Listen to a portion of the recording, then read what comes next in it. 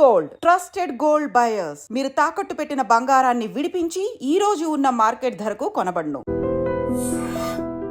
ఏ heroine ఎంత స్థాయి heroine అయినా సరే కాస్టింగ్ కౌచ్కి ఒప్పుకోకపోతే అసలు హీరోయిన్ అయ్యే ప్రసక్తే లేదు అని వాళ్ళు దే ఆఫర్ దెమ్సెల్స్ సర్వైవల్ కోసం అంటారా? సో ఇటువంటి అయ్యి ఉంటుందిలే, మనం ఆఫర్ చేసేద్దాం, ఆయన అడగటానికి సిగ్గుపడుతున్నాడు, మనమే ఇచ్చేస్తే పోతుంది కదా అనే ఫీలింగ్లో హీరోయిన్స్. శీలం అనేది ఒకప్పుడు పవిత్రమైనదిగా మాట్లాడుకునేవాళ్ళం. ఇప్పుడు ఎంతమందికి శీలం సరిగ్గా ఉంది అంటే అవసరం, నేను దీంట్లో సర్వైవ్ అవ్వాలంటే ఇది అయితేనే అవుతుంది అనుకుంటే. మీరు ఎప్పుడైనా ఇబ్బంది పడే సందర్భాలు ఉన్నాయా సార్? మరి జానీ మాస్టర్ ఇష్యూలో ఏమై ఉంటుంది సార్? Work place harassment. అలాంటి టైంలో నేను లొంగిపోవాల్సి వచ్చింది, నాకు ఆప్షన్ లేకపోయింది. రాత్రి 2 గంటలకి నా డోర్ వచ్చి కొట్టేవారు తాగేసి. నైట్ తలుపులు కొట్టేవాళ్ళంతా మందు కొట్టినట్టు వస్తారు. వాళ్ళకి ఏ విధమైన కంపల్షన్స్కి లొంగాల్సిన అవసరం లేకుండా పైకి వచ్చిన నటీమణులు ఎక్కడ వాడిని ఎక్కడికి వెళ్ళారు. అందరు హీరోల కంటే ఎక్కువ హైయెస్ట్ రెమ్యునరేషన్ తీసుకున్నారు. ఎంత సార్ ఆ రోజుల్లో ఎలా ఉండేది? మొన్నటి డాకు మహారాజ్ సినిమాలో పాట కూడా విమర్శకి గురైంది కొంత. బయట వాళ్ళ పార్టీలకు వెళ్తే, పబ్బుల్లోకి వెళ్తే మీకు అంతకంటే భయంకరంగా ఉంటున్నారు ఆడపిల్లలు. బోస్ గారు కరెక్ట్గా రాశారు, you have to control your self. అంటే కోకా కోకా కోకా కడితే కొరకరమంటూ చూస్తారు. సూరి సినిమా టైంలో మీరు ఇబ్బంది పడ్డారా డబ్బులకి? లాస్ట్ 2-3 ఇయర్స్ నుంచి నేను కంఫర్ట్ జోన్లో ఉన్నా. ఇప్పుడు సార్ పుష్ప లాంటి సినిమాలకి మేము వినడం ఎవరో చెప్పాం, ముత్యాల సుబ్బయ్య గారు చెప్పారనుకుంటాం, మొన్న 300 కోట్లు ఇలా ఉన్నాయి డైరెక్టర్ రెమ్యూనరేషన్స్ అని. నిజం చెప్పాలంటే నేను పుష్ప 2 చూడకూడదు అనుకున్నా. ఎందుకంటే బయట చెప్పిన మాటలు, అది షెకావత్ మీద ఉచ్చబోస్తాడు ఇటువంటి ఎన్ని విని. మీ వివాహం ఎలా అయింది సార్? అది మా ఇంటి పక్క ఇల్లు, 2 ఇళ్ళు అవతల ఉండేవారు. లవ్ మ్యారేజే? అదే మరి ఇందాక ఏమన్నారు, ఫోటోలు కూడా చూడమని చెప్పారు సార్ మీరు.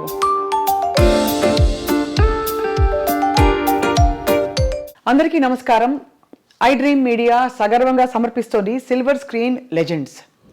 చరిత్రని మార్చే దిశగా తన ప్రయాణం మొదలుపెట్టి నిర్మాతగా, దర్శకులుగా, పొలిటికల్ కమెంటేటర్గా, ఇంకా పాలసీ మేకింగ్ ఇష్యూస్పై మాట్లాడే వ్యక్తిగా, సంఘంలో సమాజంలో ఏది జరిగినా కూడా తన వంతు కృషి చేసి ఏదో ఒకటి చేయాలనే తపనని కొనసాగించే వ్యక్తిగా మనందరికీ సుపరిచితులు, అందరికీ చాలా ఇష్టమైన వ్యక్తి తమ్మారెడ్డి భరద్వాజ్ గారు.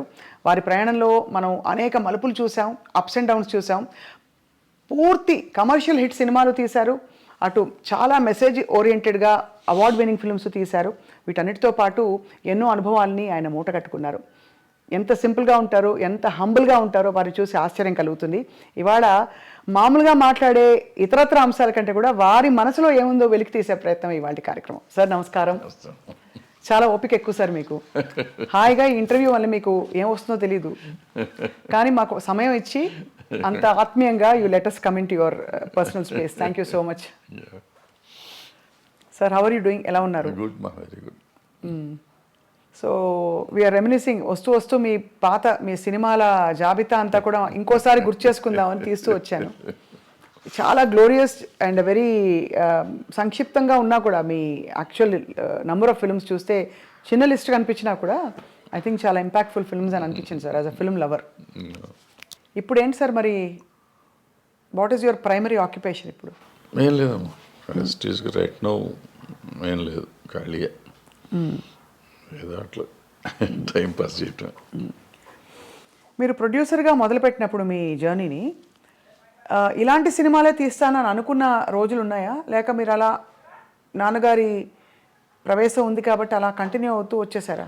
లేదు, నేను నాన్నగారితో పాటు అసలు ఎప్పుడు ప్రయాణం చేయాలి. ఆయనకి మనకు అంటే దూరమని కాదు, నేను ఉద్యోగం చేసుకుంటామండి ఇరిగేషన్ డిపార్ట్మెంట్లో. అవును, సివిల్ ఇంజనీర్గా. సో బట్ నాకు సినిమాలంటే పిచ్చి, సినిమాలు చూడటం పిచ్చి, తీయటం పిచ్చి కాదు. సినిమాలు చూడటం బాగా పిచ్చి. 2-3 సినిమాలు చూసాను రోజు. సో ఈ కొంచెం డిఫరెంట్ కథలు, వీళ్ళందరూ రాఘవేంద్రరావు గారు, దాసనారాయణ గారు, వీళ్ళందరూ కూడా కథలు నన్ను అడుగుతుంటారు. అంటే అన్ని లాంగ్వేజెస్ సినిమాలు చూసేవాడిని నేను. సో వాళ్ళు ఎప్పుడు సరదా కూర్చోబెట్టిన ఆ సినిమా కథ ఏంటి, సినిమా కథ ఏంటి, ఈ టైప్లో ఉండేది. మా నాన్నగారు కూడా అట్లాగే అడుగుతాను. అట్లా ఒక మలయాళం కథ నాకు నచ్చి నేను కేశవరావు గారికి చెప్పాను, బాగుంటుంది సార్ తీసుకోండి. ఆయన అప్పుడే ప్రొడక్షన్లోకి వచ్చారు. డిస్ట్రిబ్యూటర్ ఆయన తారక రామ ఫిల్మ్స్. నేను చేయటం కాదు నువ్వే చెయ్యి అన్నారు. అట్లా యాక్సిడెంటల్గా ప్రొడ్యూసర్ని అయిపోయాం. తర్వాత వచ్చిన కాడి నుంచి నాకంటే కొంచెం డిఫరెంట్గా ఉండే ఫిల్మ్స్ చేయాలని నాకు ఆలోచన. అంటే రొటీన్ సినిమాలు కాకుండా చేయాలని. అప్పట్లో డిఫరెంట్ అంటే ఏంటి మీ దృష్టిలో? అంటే రెగ్యులర్గా చూసే సినిమాలు కాకుండా నేను ఇప్పుడు కోతల రైడ్ చేసా ఫస్ట్ ఫిలిం. కోతల రైడ్ టోటల్గా నెగిటివ్ షేడ్ ఉంటుంది హీరో క్యారెక్టర్. ఫైనల్ క్లైమాక్స్ వచ్చేటప్పటికి చేంజ్ ఓవర్ ఉంటుంది. అంటే మనుషులు మనస్తత్వాల మీద ఎక్కువ ఆధారపడి ఉంటుంది. అంటే కథగా కొత్త కథ ఏం కాదు కానీ మనస్తత్వం, పిల్లడి మనస్తత్వం. దాంట్లో ఒక డైలాగ్ ఉంటుంది. ఆ అమ్మాయిని అతను వాడుకునేసి చెల్లి అంటాడు. ఫాదర్ పిలిపిస్తాడు. ఫాదర్ దగ్గరికి ఆ అమ్మాయి వస్తుంది, నన్ను మోసం చేశాడు మీ అబ్బాయి అని. ఆయన జడ్జి. వీడు గాలి అంటే వచ్చినప్పుడు ఆ అమ్మాయిని వీళ్ళ పిల్లలకి, అన్నయ్య పిల్లలకి టీచర్ అనమాట. మొత్తాన్ని ట్రాప్ చేశాడు, అయిపోయింది, ఇట్లా అయింది, అన్యాయం చేశాడు మీ అబ్బాయి అని అడిగితే చిచ్చిచ్చి నాకు అట్లా ఎట్లా ఉంటుంది, ఆ అమ్మాయిని చూస్తే నాకు చెల్లెలు ఫీలింగ్ అంటాడు.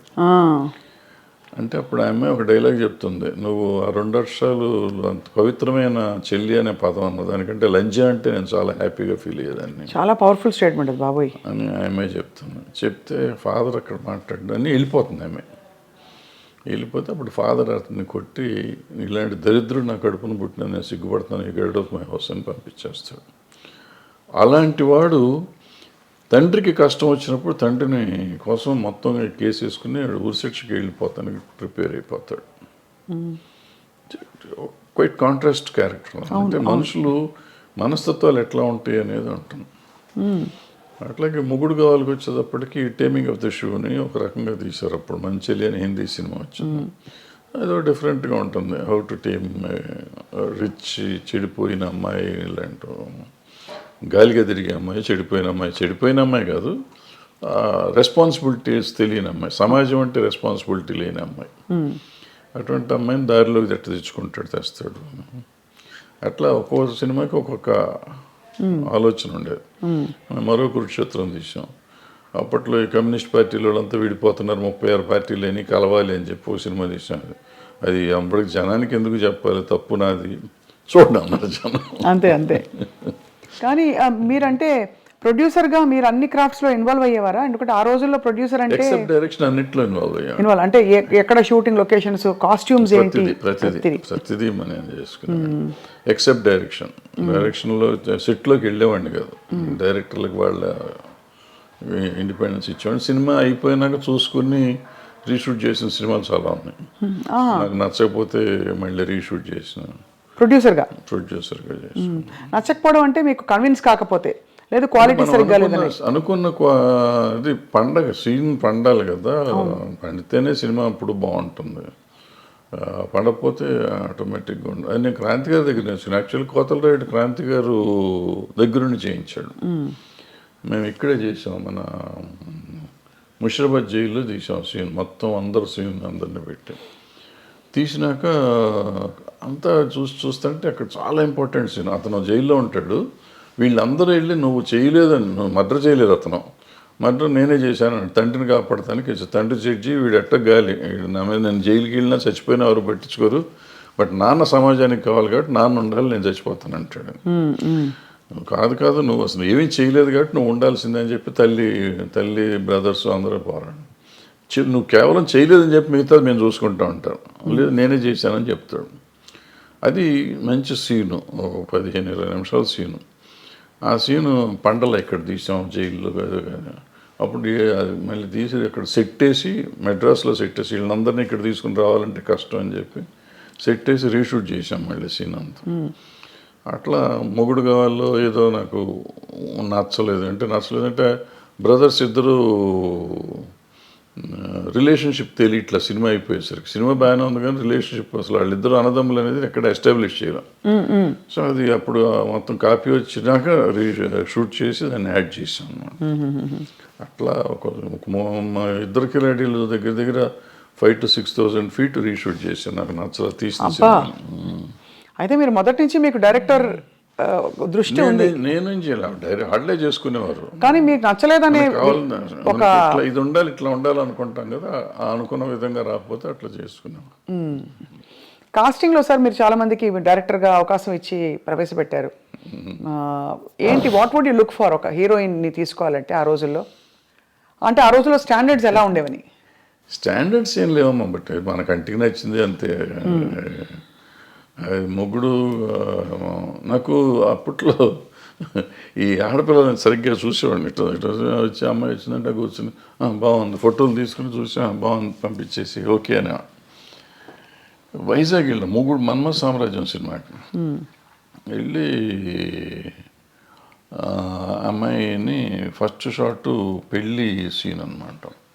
పెళ్లి కూతురుని చేశారు, పెళ్లి మండపం వేసి ఉంది. అమ్మాయి వచ్చింది, కెమెరామ్యాన్ పెద్ద గావు కేకేసాడు. ఏంట్రా అంటే అమ్మాయికి మెలకన్ను.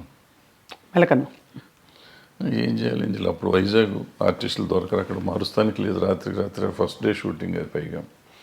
సరే అందులో అమ్మాయిని కొత్త అమ్మాయిని తీసుకున్నాం. అమ్మాయిని ఎవరు సార్? లతాశ్రీయా? అమ్మాయిని డిసప్పాయింట్ చేసిన తర్వాత అమ్మాయి ఆపరేట్ చేయించింది. తర్వాత అప్పుడేం చేశానంటే అప్పుడు అనుకోకుండా ఎందుకో నేను బాంబేలో కొన్నాను కాస్ట్యూమ్స్, నేనే వెళ్ళి కొనుక్కొచ్చా కాస్ట్యూమ్స్. ఆ కళ్ళజోళ్ళు తెచ్చా అక్కడి నుంచి. ఆ సీన్ ఒకదానికి ఆమె మిగతా అంతా గాగుల్స్ ఉంటాయి, పెద్ద గాగుల్స్ డజన్ తెచ్చాను. అవన్నీ ఆ సినిమాలో వాడేసాను. సో ఇక కళ్ళు కనపడు సరిపోయి తర్వాత ఆమె ఆపరేట్ చేయించుకున్నాను. సో అట్లా వెళ్తూ ఉందన్నమాట. ఒకటి చేసుకుంటూ వచ్చేవాళ్ళం. అప్పుడు చిరంజీవి గారితో మీరు వర్క్ చేశారు. ఆ తర్వాత ఎక్కువ ఆయనతో మళ్ళీ అలాంటి జర్నీ మీకు కుదరలేదా? లేక అలాంటి కథలు పడలేదా మీకు? ఎవరైనా ఒక టాప్ స్టార్తో వర్క్ చేద్దాం కృష్ణ గారితో చేసాం. తర్వాత కృష్ణ గారితో చేసాను తప్ప పెద్దవాడి తర్వాత చేయలేను. అంటే నేను చేసిన వాళ్ళంతా అప్కమింగ్ ఆర్టిస్టులు చేసాం. చిరంజీవి కానీ, భానుచంద్ర కానీ, సుమన్ కానీ, శ్రీకాంత్ కానీ, చక్రవర్తి కానీ, అందరూ అప్కమింగ్. కృష్ణ గారు ఒక్కళ్ళే అప్పటికే ఎస్టాబ్లిష్డ్. ఆయన దగ్గర 300 సినిమాలు, 293వ సినిమా నేను చేసాను. సో ఆయన ఒక్కడితో నేను చేసిన, మిగిలిన మీకు ఎక్కువ సక్సెస్ ప్రొడ్యూసర్గా వచ్చిందా సార్, డైరెక్టర్గా వచ్చిందంటారా మీ దృష్టిలో? బికాస్ ప్రొడ్యూసర్గా మీరు మంచి సూపర్ హిట్లు కొట్టారు. అంటే నాకు పెద్దగా రెండిట్లోనూ రాలేదు నిజం చెప్పాలంటే. ప్రొడ్యూసర్గా మొదటి 2 సినిమాలు హిట్లు ఇచ్చాను. బాగా హిట్ ఇచ్చారు. కోతల రేడు, మొగుడు. డబ్బులు బాగా వచ్చాయి సార్? అప్పట్లో ఏమొచ్చి ఏం లేదు. సిల్వర్ జూబ్లీ ఆడితే నాకు గుంటూరులో సిల్వర్ జూబ్లీ ఆడితే 1,25,000 వచ్చింది షేర్ అంతే. అంటే ఇప్పటి లెక్కలో చూసుకుంటే మాక్సిమం 10 కోట్లు ఉంటుందా? ఇప్పుడే ఉండదు మరి. అంటే బడ్జెట్ కూడా అంతే పెరుగుతుంది కదా మరి. 10 లక్షల సినిమా అది. సినిమా అంతా 10 లక్షలే? 10 లక్షలేగా అప్పుడు. 1978 79 80 80లో మీకు 10 లక్షల బడ్జెట్తో మీరు సినిమా తీశారు. ఇప్పుడు ఒక 2 సీన్ల ఆర్టిస్ట్ని పిలవాలంటే 10 లక్షల కాల్ షీట్, అంతే కదా సార్? అలా మారిపోయాయి స్టాండర్డ్స్, ప్రొడక్షన్ బడ్జెట్స్ మారిపోయింది. రూపీ వాల్యూ కూడా పడిపోయింది కదా, రూపీ వాల్యూ లేదు. మీరు రీమేక్ చేసిన ఫిల్మ్ బాజీగర్ వేటగాడుగా రీమేక్ అయినప్పుడు అంత సూపర్ హిట్ అయిన సినిమా ఎందుకు తెలుగులో అది జనానికి మనస్కరించలేదు? ఆ నెగిటివ్ షేడ్ ఉండే అలాంటి క్యారెక్టర్ని యాక్సెప్ట్ చేయలేదంటారా? అయ్యి ఉంటుంది. ఎందుకంటే రాజశేఖర్కి చాలా మంచి ఇమేజ్ ఉండేది. అతనికి కొంచెం స్ట్రిక్ట్ పోలీస్ ఆఫీసర్గా కానీ, లేకపోతే సమాజానికి పనికొచ్చే క్యారెక్టర్స్ చేసే క్యారెక్టర్ ఉంది. అతను మనసు పడ్డాడు వచ్చాడు అనుకోండి. కానీ అందుకు నచ్చలేదు, మళ్ళీ లేట్ అయిందో ఏదో సంథింగ్, మన టైం బాగోలేదు, లేకపోతే నేను బాగా తీయలేదు, డైరెక్టర్గా నేను పెర్ఫామ్ చేయలేదు, ఏదైనా అయి ఉండొచ్చు. దానిలో డబ్బులు కూడా చాలా పెట్టారు కదా సార్ మీరు? కొంత డబ్బులు అందులో పోగొట్టుకున్నారని అంటుంటారు. అయిపోయిన కథ కదా అది. అయిపోయిన కథలో సార్, కానీ బాధేస్తుంది ఎప్పుడైనా మీరు తలుచుకున్నప్పుడు. బికాస్ ఇప్పుడు నాకే ఇప్పుడు ఫర్ ఎగ్జాంపుల్ మా స్థాయిలో మాకు ఒక షో సరిగ్గా రాలేదంటే అయ్యో ఇంకా బాగా చేయాల్సింది, అది వర్కౌట్ అవ్వలేదు. ప్రతి వాళ్ళకి వాళ్ళ ప్రొఫెషన్లో ఉంటుంది కదా sir. What was it that was మీకు? అంటే ఇట్ వాజ్ వెరీ డిప్రెసింగ్. ఎందుకంటే what ever I last complete. నా కెరియర్ మొత్తం పోయింది. మొత్తం కెరియరే టర్న్ అయిపోయింది. అప్పటి వరకు మోస్ట్ సక్సెస్ఫుల్గా ఇండస్ట్రీలో ఉన్నవాడిని టోటల్గా ఆ రోజు నుంచి ఈ రోజు వరకు I could not cope up నిజంగా చెప్పాలంటే. అదర్వైజ్ నేను ఏదో వేరే ఈ ఫెడరేషన్లు, జనము, సినిమా ఇండస్ట్రీ వాటి వరకు పర్వాలేదు. కానీ as a producer or director I could not revive my self. తర్వాత పచ్చని సంసారం ఇవన్నీ వచ్చి పర్లేదు కానీ, బట్ ఏదైనా కానీ ఆ రివైవల్ లేదు. సో దాంతో డెఫినెట్గా అదే it was one of those things.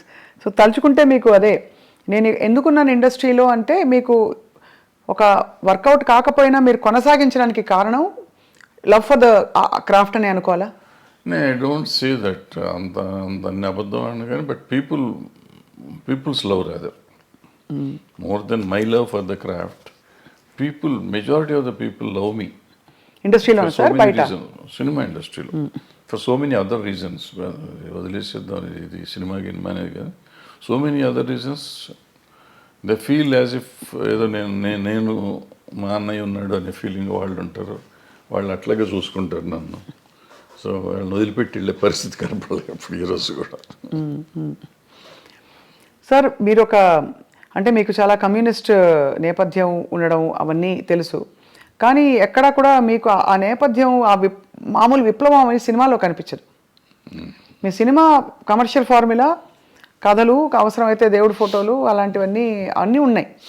ఇప్పుడు నారాయణమూర్తి గారు చూస్తే ఆయన ఎర్రజెండ సినిమాలన్నీ, అలా భరద్వాజ్ గారి సినిమాలు అంటే అన్ని రకాల సాంఘిక సామాజిక కథలు ఉంటాయి.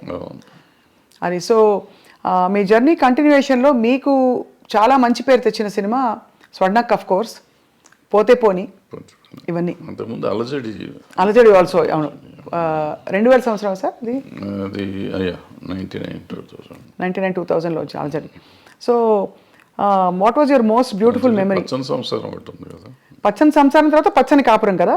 పచ్చని సంసారం తర్వాత రౌడీ అనేది కృష్ణ గారితో పచ్చని కాపురం తీయలేదు సార్ మీరు? చేయలేదు. పచ్చని సంసారం అవును కృష్ణ గారితో రౌడీ పెద్ద హిట్, అది చాలా పెద్ద హిట్. తర్వాత రౌడీ అనేది కూడా బాగా ఆడింది. కృష్ణ గారితో ఎలా ఉండేది సార్ మీ అనుబంధం? బికాజ్ బాగా క్లోజ్ సూపర్ స్టార్ కృష్ణ గారు. బాగుంటుంది. ఈ రోజుకి ఇంకా ఇవాళ కూడా వాళ్ళ ఆఫీస్లోనే కూర్చున్నాం కదా. ఫ్యామిలీతో చాలా బాగుంది. మీ పాత్రల్ని పండించిన ఆల్ టైమ్ బెస్ట్ స్టార్ ఎవరు సార్? బెస్ట్ హీరో కానీ యాక్టర్ కానీ? రఘు గారు మొదలుకొని చిరంజీవి గారు. నాకు చిరంజీవి గారు కొత్తలో ఆయన అప్పుడు కొత్తగా వచ్చిన ఆర్టిస్ట్, ఆల్మోస్ట్ హీరోగా ఫస్ట్ పిక్చర్ అది. సో ఆయన అద్భుతంగా చేసాడు దాంట్లో.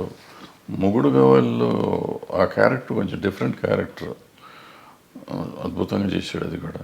సరే కృష్ణ గారు సరే, భానుచందర్ అలజడిలో అద్భుతంగా చేశాడు. నరేష్ అందులో క్యారెక్టర్ ఒకటి ఉంటాను, ఫెంటాస్టిక్ చేశాడు అతను. దీంట్లోకి వచ్చేటప్పటికి పచ్చని సంవత్సరంలోకి వచ్చి నిరోష క్యారెక్టర్ ఒకటి అద్భుతంగా ఉంటుంది, ఆ అమ్మాయి నిలబెట్టేసిన సినిమా. అట్లా ఏ సినిమాకి ఆ సినిమా.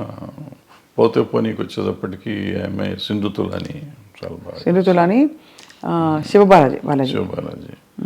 రోజా, స్వర్ణక్లో రోజా. ఏ సినిమాకి ఆ సినిమా బాగానే చేశారు.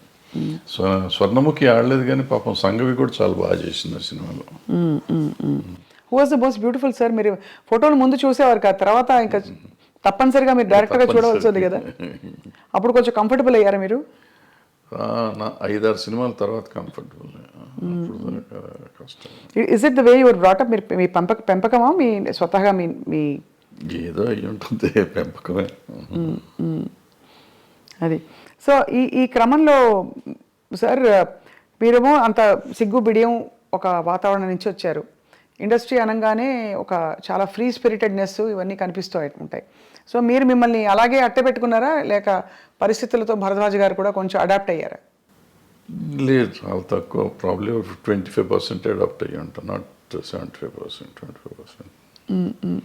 టు సమ్ ఎక్స్టెంట్ కొన్ని అడాప్ట్ అవ్వకపోతే బాగా సర్వైవ్ అవ్వలేం కదా. అవునవునవును. Like what sir for example? అంటే కొంచెం సోషల్గా ఉండడం, సోషల్గా ఉంటుంది అంతవరకు. అది కూడా నేను పార్టీ బర్డ్ని కాదు, నేను బయటికి వెళ్ళను. ఎక్కడికి వెళ్ళరా సార్? ఫంక్షన్స్ అయ్యేవా ఆ రోజుల్లో? సినిమా ఫంక్షన్స్ ఎక్కువ? ఫంక్షన్స్ అంటే మాకు అప్పుడు ఆడియో ఫంక్షన్స్ అటువంటి, లేకపోతే సినిమా ఓపెనింగ్లు అట్లా ఉండే, అంతే తప్ప వేరే ఉండే. ఈవినింగ్ పార్టీస్ అయితే లేదు ఎప్పుడు? నెవర్. సార్ ఇప్పుడు చాలామంది సినిమా ఇండస్ట్రీ నుంచి సీనియర్స్ అయిపోయిన వాళ్ళందరూ, లేదు ఇంకా సినిమాలు అయిపోయిన డైరెక్టర్లు బయట వచ్చి భాష్యం చెప్తున్నారు. అప్పట్లో వాళ్ళతో వీళ్ళు వాళ్ళతో అని. ఇప్పుడు మనకి నేను పేర్లు చెప్పను, బట్ మీకు అర్థమైపోయి ఉంటుంది ఎవరి గురించి మాట్లాడతారో. వాళ్ళు చాలా అంటే ఆల్మోస్ట్ ఎపిసోడిక్గా చెప్తున్నారు, ఇలా ఏది ఆ రోజు ఇలా ఏదని. వ్యక్తిగత జీవితాల గురించి కూడా కామెంట్ చేస్తున్నారు. అంటే ప్రతి మనిషికి వ్యక్తిగతం ఉంటుందమ్మా. ఇప్పుడు ఓ, ఇట్లా ఉంటే ఇట్లాగే ఉండేవారు, ఇట్లా ఉండేవారు నీకు అది వ్యక్తిగతంగా రకరకాలుగా ఉంటారు మనుషులు. సో దాని వ్యక్తిగతాన్ని గురించి ఇప్పుడు మనం మాట్లాడటం కూడా అనవసరం. ప్రతి మనిషికి ఒక పర్సనల్ లైఫ్ ఉంటుంది. ఆ పర్సనల్ లైఫ్ కొంతమంది ఈ సినిమాల్లో మామూలుగా ఇప్పుడు ఈ కాస్టింగ్ కోచ్ అనేదో చెప్తూ ఉంటారు చూడండి. అవునవును. అది అందరూ చేస్తారంటే అందరూ చేయరు. ఇప్పుడు ఇవన్నీ కూడా మీరు చెప్పింది కానీ నేను చెప్పింది కానీ 1% టు బిలో 10% ఉంటారు అటువంటి వాళ్ళు. మీరు ఇండస్ట్రీ చూసారు కదా, అంతే సార్. ఏ హీరోయిన్ ఎంత స్థాయి హీరోయిన్ అయినా సరే కాస్టింగ్ కౌచ్కి ఒప్పుకోకపోతే అసలు హీరోయిన్ అయ్యే ప్రసక్తే లేదు అని ఒక మాజీ డైరెక్టర్ గారు ఒక బహిరంగ స్టేట్మెంట్ కాదు, ఒక ఇంటర్వ్యూలో చెప్పారు ఆయన. అది చెప్తూ ఉండొచ్చు, తప్పే ఉంది. వాళ్ళ నమ్మకం అయి ఉంటుంది, లేదా వాళ్ళ జరిగిందేమో, ఆయన చేసిన పని చేసిన కంపెనీల్లో అట్లా జరిగి ఉండొచ్చు. ఆయన ఎక్స్పీరియన్స్ ఏంటో మనకు తెలియదు కదా. నా ఎక్స్పీరియన్స్, నేను ఇన్ని సినిమాల్లో ఉన్నాను, ఇన్ని రోజుల నుంచి నేను ఉన్నాను. ఆల్మోస్ట్ 50 years అవుతాను నేను ఇండస్ట్రీకి వచ్చి. 50 yearsలో I have never seen that, to be frank. ఇది అబద్ధం కాదు, నిజం. ఇన్ఫ్యాక్ట్ నాకు రివర్స్ నేను ఎక్స్పీరియన్స్ చేశాను. ఫర్ ఎగ్జాంపుల్ ఎలా రివర్స్ అంటే ఏంటి సార్? వాళ్ళు they offer themselves, girls, women. అంటే ఆఫర్ అంటే సర్వైవల్ కోసం అంటారా? ఇంతే పాపం. వాళ్ళకి ఏముంటుంది, భయం. మనం ఏంటో తెలియదు కదా. సో ఇటువంటిది అయ్యి ఉంటుందిలే, మనం ఆఫర్ చేసేద్దాం, ఆయన అడగటానికి సిగ్గుపడుతున్నాడు, మనమే ఇచ్చేస్తే పోతుంది కదా అనే ఫీలింగ్లో. అలా ఉన్నారా సార్ హీరోయిన్స్? అందరూ ఎవరో ఒకళ్ళు ఉంటారమ్మా. ఇప్పుడు వీళ్ళు అడిగారు అన్న ఎంతమంది తక్కువ మంది ఉంటారో అట్లా అడిగే వాళ్ళు కూడా అంతే తక్కువ ఉంటారు. That's why I'm telling you, you're giving a parallel. అది అర్థమైంది. బట్ అలా బిట్వీన్ 1 to 10% ఉంటారు తప్ప. అప్పట్లో సెల్ ఫోన్స్ ఏవి ఉండేవి కాదు కదా సార్. ఏముండదు. అలా అడగడం ఎలా తెలిసేది మరి వీళ్ళకి? అంటే కబురు పెడతారా? అడగటమే ఇవన్నీ, డైరెక్ట్గా అడగటమే. అడిగేవాళ్ళు అనేవాళ్ళు డైరెక్ట్గా అడగటమే. ఎటు అడిగినా, వీళ్ళు అడిగినా వాళ్ళు అడిగినా, వాళ్ళైనా పెద్ద దానికి మొహమాటం సిగ్గులు ఏముండవు. It's very awkward sir. And అంటే ఇంత బ్యూటిఫుల్ పరిశ్రమలో ఈ ఒక్క విషయం ఇంత చర్చనీయాంశం అవుతుంది గత 10 ఏళ్లలో. అంటే చర్చనీయాంశం అంటే 2 రకాలమ్మది.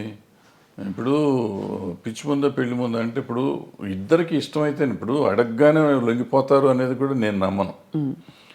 అన్లెస్ వాళ్ళకి ఒక అవసరం, నేను దీంట్లో సర్వైవ్ అవ్వాలంటే ఇది అయితేనే అవుతుంది అనుకుంటే లొంగొచ్చు.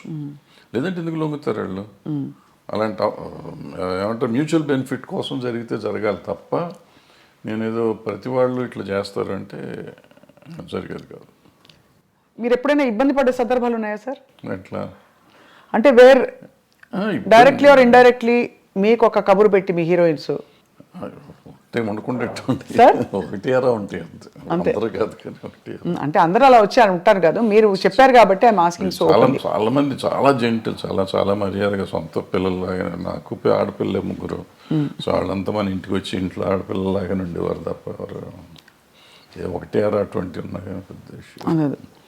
ఇవన్నీ అంటే ఇది ఇప్పుడు లేటెస్ట్గా మీరు కూడా మొన్న ఆఫ్ రికార్డ్ చాలా విషయాలు మీరు మాట్లాడినప్పుడు ఎక్స్ప్లెయిన్ చేసి చెప్పారు sir.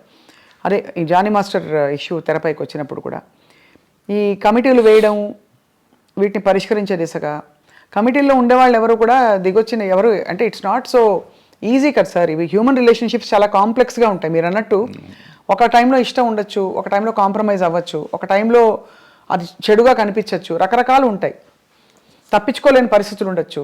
ఏమిటవుతుంది sir? What you think is? అంటే ఇప్పుడు మీకు గతంలో మొదటి నుంచి కూడా చరిత్ర అనుకోండి, ఇతిహాసాలు తీసుకోండి, పురాణాలు తీసుకోండి.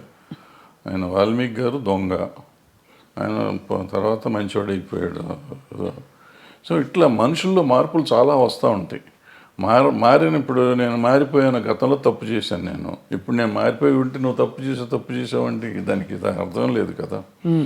సో నువ్వు గతంలో నువ్వు అంత దుర్మార్గుడు కాబట్టి ఇప్పుడు ఏం చెప్తావంటే ఇప్పుడు నేను మారిపోయాను, నేను సన్యాసిని అయిపోయా. బుద్ధుడు అంతకు ముందు రాజు, అశోకుడు అంతకు ముందు రాజు, వీళ్ళిద్దరూ బౌద్ధ మతానికి వచ్చినాక వాళ్ళు ఏమి చేయలే. బుద్ధుడు దేవుడు కాదంటావా? అంతే కదా సార్. సో మరి ఏ కాంటెక్స్లో చెప్తున్నారు అది? అంటే తప్పులు జరుగుతున్నాయి కానీ ఎట్లా ఉంటుందంటే నేను విక్టిమ్ అనుకోమ్మా, విక్టిమ్ కానీ లేకపోతే నా మీద ఎలిగేషన్ వచ్చింది అనుకోమ్మా. సో నాకు కడుపు రగిలిపోతూ ఉంటుంది. అంటే ఇది ఎట్లా ఉంటుందంటే దీంట్లో ఇప్పుడు వస్తున్న ఇష్యూస్ అన్నీ ఏంటంటే ఇప్పుడు ఇద్దరు మ్యూచువల్గా ఒకళ్ళకొకళ్ళు ఇష్టపడతారు. ఇప్పుడు అప్పుడు కూడా కదా సార్? ఎప్పుడైనా కానీ ఇష్టపడతారు. ఇష్టపడతామో లేకపోతే సరెండర్ అవటమో ఏదైనా అనుకోండి. సరెండర్ అయినా కానీ తర్వాత కలిసి ఉన్నారుగా. అవును. నాతో సరెండర్ అయిపోయినాక ఇద్దరు కొంతకాలం కలిసి ఉన్నాం. ఇప్పుడు సరెండర్ అయిన వాళ్ళు నా మీద కేసు పెడతాం మొదలెడతారు అన్నమాట. అయితే సరెండర్ అయ్యి కొంతకాలం అయిపోయినాక నేనంటే వాళ్ళకన్నా మొఖం మొత్తి ఉండొచ్చు, నాకు వాళ్ళ మీదన్నా మొఖం మొత్తి ఉండొచ్చు. అది ఎవరికైనా ఎప్పుడైనా జరగచ్చు. నాకు బయటికి వెళ్తా అంటే వదిలిపెట్ట బుద్ధి ఇదిగా ఒకరికొకరు మ్యూచువల్గా వదిలిపెట్టపోయినప్పుడు ఈ కేసులు గట్టలు కథలు వస్తాయి. అప్పుడు నువ్వు ఎట్లా మొన్నటిదాకా బాగానే ఉన్నావు కదా, ఇప్పుడు నేను అవసరం తీరిందని వచ్చావా అని ఒకళ్ళు ఈ రకంగా ఉంటాయి. న్యాచురల్, ఇది హ్యూమన్ సైకాలజీ. ఇది దాన్ని పట్టుకుని మనం మాట్లాడతాం కదా. ఇక్కడ ఏంటంటే నో మీన్స్ నో మీద మాట్లాడాలి మనం. ఇప్పుడున్న కొత్త సిస్టమ్, ఒకప్పుడు అది వేరు. ఇప్పుడు శీలం అనేది ఒకప్పుడు పవిత్రమైనదిగా మాట్లాడుకునేవాళ్ళం. ఇప్పుడు ఎంతమందికి శీలం సరిగ్గా ఉంది అంటే చాలా డౌట్లు ఉన్నాయి. అంటే శీలాన్ని శీలంగా చూస్తున్నామా లేదా అనేది పాయింట్. అంటే ఇదివరకు ఇట్ వాజ్ అ బిగ్ టాబు, అంటే ఇప్పుడు కాదు, అది ఇప్పుడు మోర్ నార్మలైజ్ అయిపోయింది.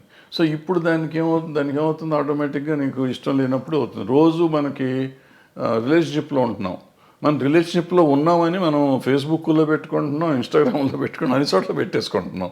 నెక్స్ట్ డే ఇప్పుడు బ్రేకప్ అయిపోయామని మనం పెట్టుకుంటున్నాం. సో మనమే అనౌన్స్ చేసుకుంటున్నాం వాట్ ఈస్ హ్యాపెనింగ్. అవును. ఆ తర్వాత మనకే కోపం వస్తే వాళ్ళ మీద కేసు పెడుతున్నాం. ఇది ఇప్పుడు దానికి ఎవరు బాధ్యులు అంటే కలిసి ఉన్నారు కదా. ఇప్పుడు ఏం పోయే కాలం ఏం తీపరం వచ్చింది మీకు అంటారు మా అమ్మమ్మ భాషలో మాట్లాడాలంటే.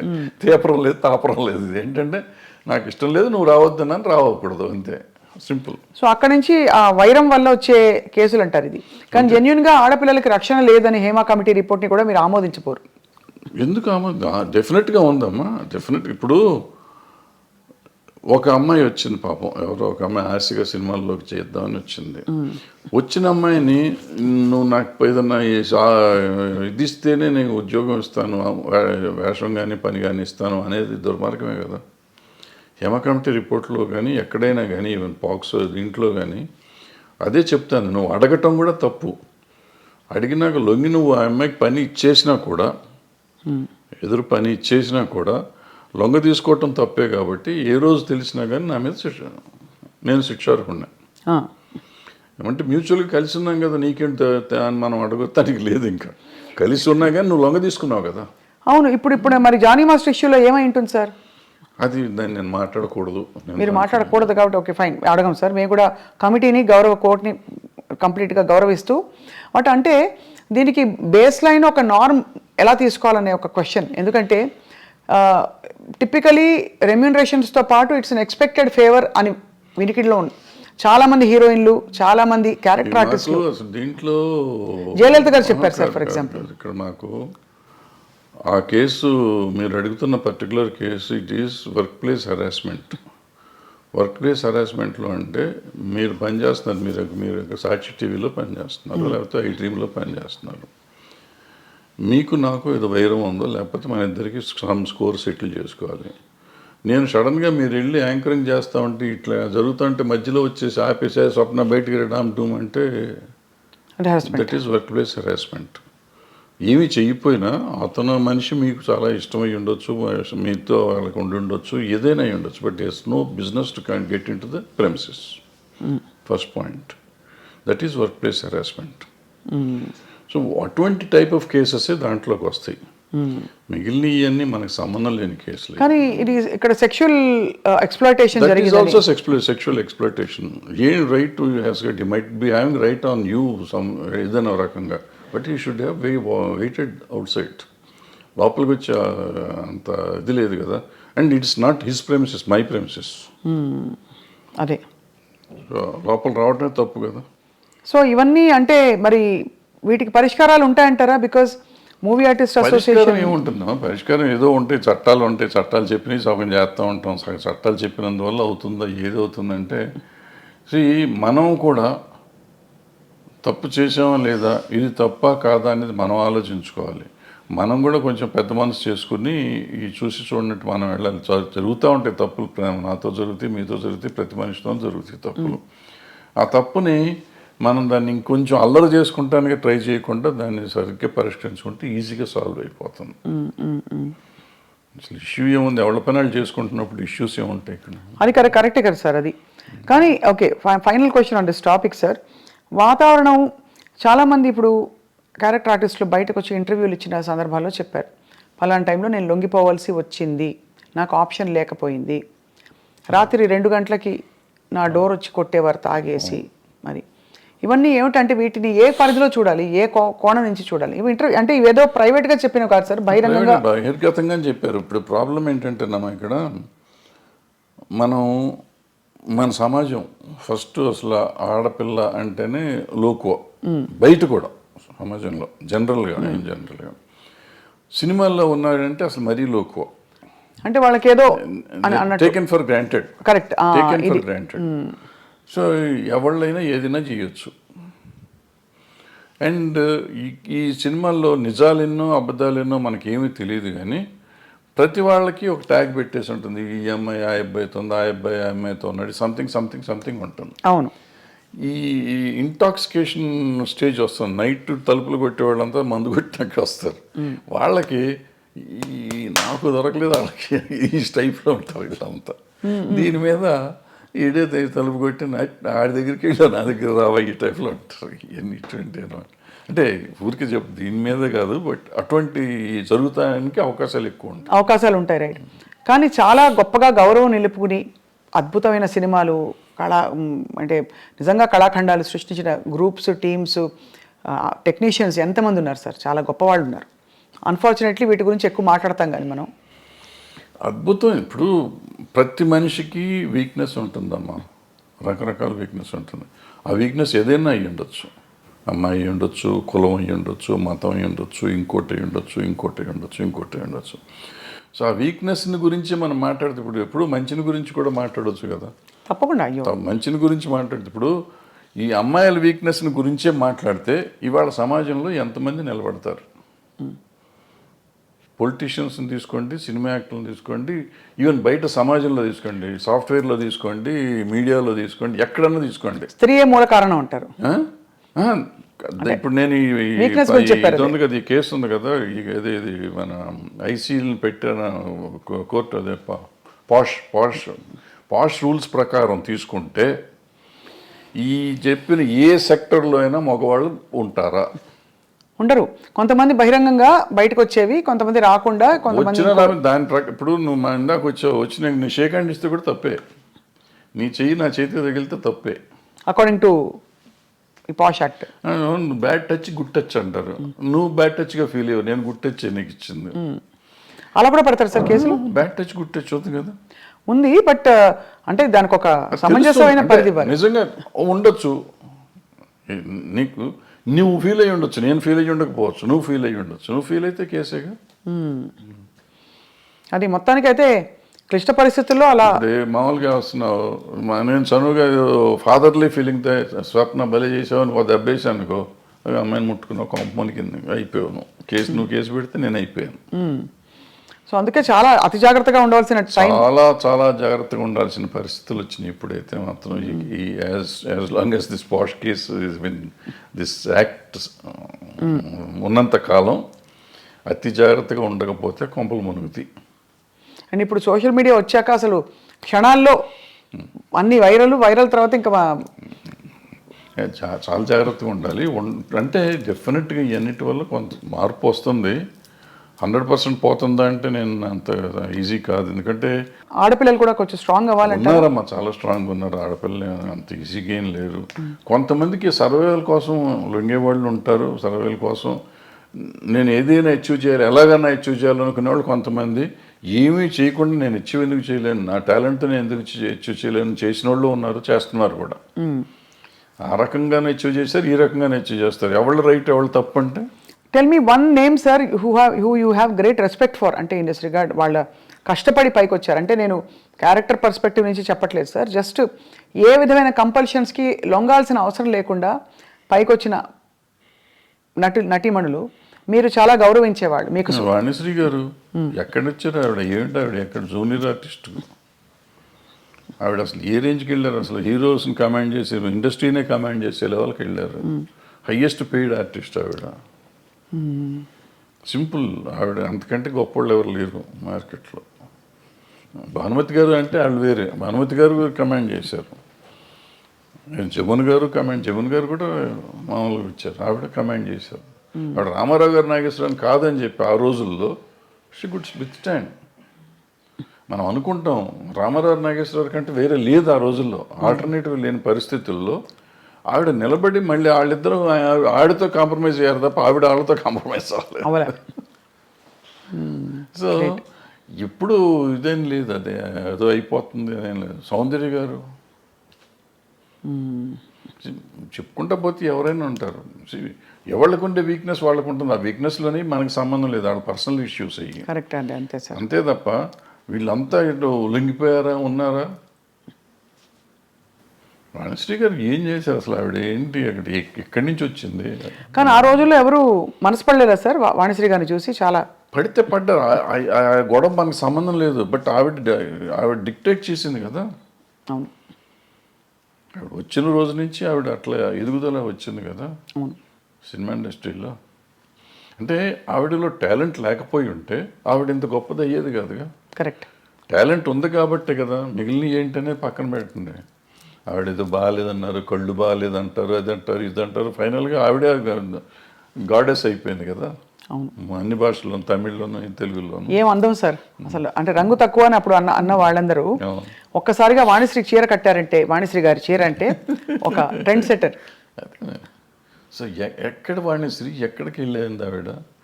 అందరు హీరోల కంటే ఎక్కువ హైయెస్ట్ రెమ్యునరేషన్ తీసుకుంది ఆవిడ. ఎంత సార్ ఆ రోజుల్లో, ఎలా ఉండేది? ఆ రోజుల్లో 2.5-3 లక్షలు తీసుకుంది నాకు తెలిసినప్పుడు. అప్పుడు వీళ్ళు ఎవరు 2 లక్షలు టచ్ చేయలేదు. ఇప్పుడు ఎవరు, ఏ హీరోలు? రామారావు గారు, నాగేశ్వరరావు కూడా? రామారావు గారు ఇంకా కాదు, తక్కువ. శోభన్ బాబు తీసుకున్నాడు అప్పట్లో, 2 తీసుకున్నాడు. ఈవిడ 2.5 అట్లా తీసుకుంది రోజుల్లో. మరి కాలం మారిపోయిందా, డబ్బు విలువ పడిపోయిందా సార్? రామారావు గారు కంబ్యాక్ వచ్చినాక ఆయన హైయెస్ట్కి వెళ్ళిపోయారు. ఆ మధ్యలో బడిపంతులు చేసే రోజుల్లో ఆయన 1,00,000 దగ్గరే ఉన్నారు అన్నమాట. సార్, ఆన్ స్క్రీన్ గురించి మాట్లాడదాం. మనకి ఎక్కడో ఇన్ పోర్ట్రేయింగ్ విమెన్, అంటే విమెన్ ఇష్యూస్ మీద మీరు బాగా స్పందిస్తూ మాట్లాడుతూ వచ్చారు కాబట్టి, స్క్రీన్ మీద కూడా మొన్నటి డాకు మహారాజ్ సినిమాలో పాట కూడా విమర్శకి గురైంది కొంత. అవసరమా అని, తప్పు రైట్ అని కాదు, ఇది అవసరమా మనకి? అంటే మీ పరిధిలో మీరు ఎప్పుడు కూడా అశ్లీలం, అసభ్యకరం అనే అంశాలకు కానీ, స్టెప్పులు వేసినప్పుడు ఇలాంటివి కానీ మీరు జాగ్రత్తలు తీసుకునేవారా? Were you very conscious? డెఫినెట్గా వెరీ కాన్షియస్. అంటే నాకు ఒక్క సినిమాకి నాకు కోపం వచ్చి తీసాను నేను, బంగారు మొగుళ్ళు అనుకుంటా. ఇటువంటి దరిద్ర పని నేను కూడా చేశాను. ఆ పాటే దరిద్రం. అక్కడ చేయేస్తే ఇక్కడ చేయేస్తే సంథింగ్ ఏదో ఉంటుంది, సరే గుర్తులేదు. అంటే మంచి నీతిగా అసలు ఎక్కడ ముట్టుకోకుండా ఒకరినొకరు టచ్ చేయకుండా సినిమా తీస్తే అంటే ఎవడ చూడలేదని కోపం వచ్చి ఆ సినిమా దరిద్రం పెట్టండి అని చెప్పి నేనే పెట్టి తీస్తాను. అంటే ఒక్కోసారి ఫ్రస్ట్రేషన్లో చేసిన పని అది చేసింది నేను చేసిన తప్పే. బట్ ఇవాళ వాళ్ళు చేసిన తప్పంటే ఇప్పుడు నాకు వయసు అయిపోయి నేను సినిమాలు లేవు కాబట్టి వాళ్ళు చేసిన తప్పండి. ఇవాళ చిరంజీవి గారు ఠాగూర్లోనో దేంట్లోనో అదేదో సినిమా పాట ఏదో ఉంటుంది ఏమంటే నేను అప్పుడు కామెంట్ చేశాను, అంత అద్భుతమైన సినిమాలు ఇది ఏంటండి అని చెప్పి. ఆ తర్వాత వాళ్ళంతా ట్రోల్ చేశారు. అట్లాగే బాలకృష్ణ గారు మొన్న ఆ సినిమాలో కూడా అది అనవసరం, అది ఆయన స్టేచర్కే అనవసరం. అసలు ఇవాళ అటువంటివి చూస్తారు అనుకోవటం అనవసరం. అంతకుముందు ఆయన చేశాడు కదా భగవత్ కేసరి, అద్భుతంగా చేశారు ఆ సినిమా.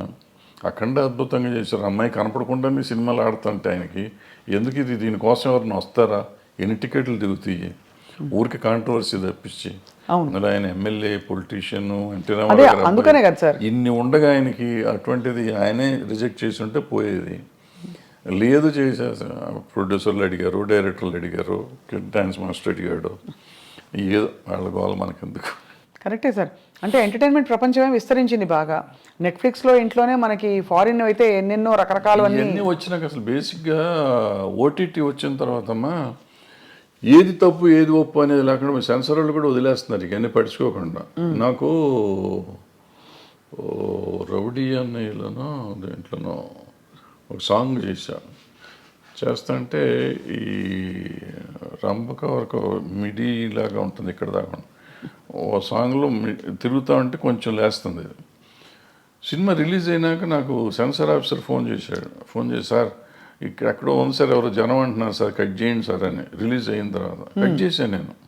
జస్ట్ ఊరికే మిడి ఇక్కడ ఉంది, ఇప్పుడు గాలికి ఎగిరింది, వెళ్తే ఇంతవరకు ఎక్స్పోజ్ అయింది. నేటి దౌర్జన్యం అనే సినిమాలో ఒక సాంగ్లో వాణి విశ్వనాథ్ గారికి స్విమ్మింగ్ సూట్ వేసా, ఒక బిట్ వేస్తే సెన్సార్ కట్ చేశారు. అదే టైంలో బొబ్బిలి రాజాలో ఆమె సినిమా అంతా చొక్కా వేసుకుని కింద ఏమి లేకుండా దివ్యభారతి, అవును, అది ఫుల్ సినిమా వదిలిపెట్టారు. నాకు ఒక బిట్ ఏంటంటే దాంట్లో వదిలేరు కదండి అంటే, ఆ సినిమా అంతా దాని మీద ఉంది, నీ సినిమా అది లేదు కదా, ఎందుకు నువ్వు చేయాలంటారు. ఓహో, అదే అంటే నేను ఫైట్ చేసి ఉంటే నాకు వదిలిపెట్టేవారు. ఎందుకు దానివల్ల సినిమా ఆడదని నాకు తెలుసు, ఎందుకు తీసాను నాకు తెలియదు. ఆ రోజు తీసాం అంటే డ్రెస్ చేంజ్లు కావాలంటే సరే తీద్దాంలే అనిపించి తీసాను నేను, కాదన్నారు తీసాం. అదే అంటే ఎక్కడో అక్కడ మరి ఈ అంశం తెరపైకి వస్తూనే ఉంది, ఈ ఎక్స్పోజింగ్ ఎంతవరకు ఉండాలి ఏమిటని. కానీ ఇప్పుడు బాగా టేస్ట్లు మారిపోయాయి సార్. బయట సమాజంలోనే అట్లా తిరుగుతున్నారు కదా. ఇప్పుడు మనం అంటాం ఎక్స్పోజింగ్ అంత బాగా ఎక్కువైపోయింది అంటాం. బయట వాళ్ళ పార్టీలకు వెళ్తే, పబ్బుల్లోకి వెళ్తే మీకు అంతకంటే భయంకరంగా ఉంటున్నారు ఆడపిల్లలు. బట్ అది వాళ్ళ ఇష్టం, మనం ఎవరో అడుగుతానికి, హూ ఆర్ యూ టాస్క్, నా కంఫర్ట్ నాది అంటున్నారు. సో ఇప్పుడు మన ఈక్వల్ రైటే కాకుండా నిజంగా కూడా వాళ్ళ కంఫర్ట్, నా ఇష్టం వచ్చిన బట్టలు నేను వేసుకున్నప్పుడు ఆడపిల్లల బట్టలు ఇష్టం వచ్చిన ఆడపిల్లలు ఎందుకు వేసుకోకూడదు. ఈ కొంతమంది ఏమంటారంటే నువ్వు అటు వేయటం వల్లే కదా ఇది జరిగింది, వేయటం వల్ల జరగటం నిన్ను కంట్రోల్ చేసుకోవాల్సిన బాధ్యత నీకు ఉంది కదా. అవును, ఈ సమాజంలో ఉంటే నేను చూసి నేను ఆ అమ్మాయిని చూడగా నాకు ఏదో అయ్యింది అనేది ఆన్సర్ కాదు. బోస్ గారు కరెక్ట్గా రాశారు, you have to control your self. Correct. అంటే కోకా కడితే కొరకొరమంటూ చూస్తారు, పొట్టి గౌను వేస్తే పట్టి చూస్తారు. అది అంటే ఇంచుమించు మీరు అన్నట్టు అది అనాదిగా అది సృష్టిలో ఉండే ఒక వైపరీత్యం అలా కొనసాగుతుంది. అంటే సినిమా ఇండస్ట్రీ పాపం ఫోకస్లోకి వచ్చింది. కానీ అది సార్ మరొక అంశం, మీరు తెరపైకి చాలాసార్లు వచ్చి మాట్లాడారు, ఈ డ్రగ్స్ ఇష్యూ కూడా, ఇలాంటి కాంట్రవర్సీలు ఇవి బాగా, అంటే drugs because of the free money, easy money అందుబాటులో ఎక్కువగా ఉన్నది చిత్ర పరిశ్రమలో. లేదు మీరు అన్నట్టుగా పొలిటీషియన్స్, బిజినెస్ మ్యాగ్నెట్స్ వాళ్ళ ఫ్యామిలీస్లో. కాబట్టి దీనివల్ల ఎలా ఖర్చు పెట్టాలో తెలియక ఈ డ్రగ్స్ వీటి అలవాట్లు బారిన పడతారని చెప్పి కొంతమంది ఎవరో చెప్పారు, గ్లామర్ కోసం తీసుకుంటారని. Is that true sir? అసలు ఫస్ట్ పాయింట్ నువ్వు చెప్పిన దాంతో నేను ఏకీపించను. ఇదేంటంటే సినిమా ఇండస్ట్రీలో డబ్బు చాలా ఎక్కువ ఉంటుంది అనేది నమ్మన్నాను. అసలు సినిమా ఇండస్ట్రీలో వచ్చే కొంతమంది దగ్గర డబ్బులు వస్తే బాగుంటుంది. చాలామంది 80% మధ్య వాళ్ళు డే టు డే ఎక్స్పెన్సెస్ కూడా ఎత్తుకునే బ్యాచ్ ఉంటారు. ఓ 10% ఉంటారు నువ్వు చెప్పిన డబ్బులు ఎక్కువ ఉన్న వాళ్ళు ఉంటారు. కొంతమంది ఎడిక్ట్స్ అవుతారు. ఇప్పుడు మన స్కూల్లో పిల్లలు ఉంటున్నారు, స్కూల్లో పిల్లలు దే ఆర్ ఎడిక్ట్స్ నౌ. వాళ్ళకి ఇది ఈ డ్రగ్ కొనే డబ్బులు లేకపోతే వైట్నర్ ఉంటుంది కదా, వైట్నర్ తినేసి దాన్ని అలవాటు చేసుకుంటున్నారు. ఈవెన్ రైల్వే కూలీలు అలవాటు చేసుకుంటున్నారు అటువంటి. సో ఇవన్నిటికీ ఏంటంటే వాటిని అరికట్టే మార్గం మనం ఎత్తుకోవాలి. సో డబ్బు ఉంటే వస్తారు, డబ్బున్న వాళ్ళే చెడ్డవాళ్ళు, డబ్బు లేని వాళ్ళు మంచివాళ్ళు అనే శాస్త్రం ఎక్కడ లేదు. ఈ దురలవాట్లు అనేవి డబ్బు ఉన్నా లేకపోయినా అవుతుంది. సో ఈ అలవాటుని అరికడతాం ఎట్లా అనేది మనం ముందు ఆలోచిస్తాం. అంటే ఈ డబ్బుని దానికి లింక్ చేయకూడదు ఫస్ట్. అవును, దురలవాటుకి డబ్బుకి లింక్ చేయకూడదు. వ్యసనం అనేది డబ్బుతో రాదు, వ్యసనం నేచర్తో వస్తుంది. సో నేచర్ని కంట్రోల్ చేయాల్సిన బాధ్యత, నేచర్లో ఉన్న దీన్ని వ్యసనాన్ని కంట్రోల్ చేయాల్సిన బాధ్యత తల్లిదండ్రులకో లేకపోతే ఫ్రెండ్స్కో తీసుకోవాలి బాధ్యత. ప్లస్ మనం పర్సనల్గా పెరుగుతున్న కొద్దీ చేసుకోవాలి. అదేనో మీరు చెప్పినట్టు ఏదో అదేది అందం కోసం మనం ఈ తీసుకుంటారు అనేది నాకు కరెక్ట్ కాదు. అంటే స్టెరాయిడ్స్ చేస్తారు, గంటలు కనపడటం కోసం స్టెరాయిడ్స్ తీసుకుంటారు అంటారు. అది కూడా ఎఫెక్ట్ చేస్తుంది, అది కరెక్ట్ కాదు, తీసుకుంటాం కరెక్ట్ కాదు. కానీ అంటే డెఫినెట్గా మీరు అన్నట్టు ఒక వాతావరణం అయితే ఖచ్చితంగా ఒక ఫ్రీ వాతావరణం అయితే కొన్ని పరిశ్రమల్లో ఎక్కువ కనిపిస్తుంది. లైక్ ఉంది అన్ని చోట్ల, కాలేజెస్ దగ్గర అమ్ముతున్నారు, స్కూల్స్ దగ్గర అమ్ముతున్నారు, పబ్బుల్లో అమ్ముతున్నారు, ఎక్కడ పడితే అక్కడే అమ్ముతున్నారు తీసుకొచ్చి. సార్ మీరు డబ్బులతో కాదని చెప్పారు, ఆ రోజువారీ సర్వైవల్కే చూస్తున్న వాళ్ళు కూడా చాలా మంది ఉన్నారు ఇండస్ట్రీలో. సార్ సూరి సినిమా టైంలో మీరు ఇబ్బంది పడ్డారా డబ్బులకి? నేను సినిమా తీసిన ప్రతి సినిమాకి ఇబ్బంది పడతాను, దీనికి ఇబ్బంది పడలేదు. మీరు ఎప్పుడు అంటే I never seen you lavish, లేదు, ఎవరు మిమ్మల్ని అలా చూడలేదు. అది మీ చాయిసా మీ పరిస్థితా? పరిస్థితే, చాయిస్ ఉంది. ఇప్పుడు ఏదైనా సినిమాలో డబ్బులు వచ్చి ఉంటే డెఫినెట్గా దీనికి వాడుకుంటాం కదా.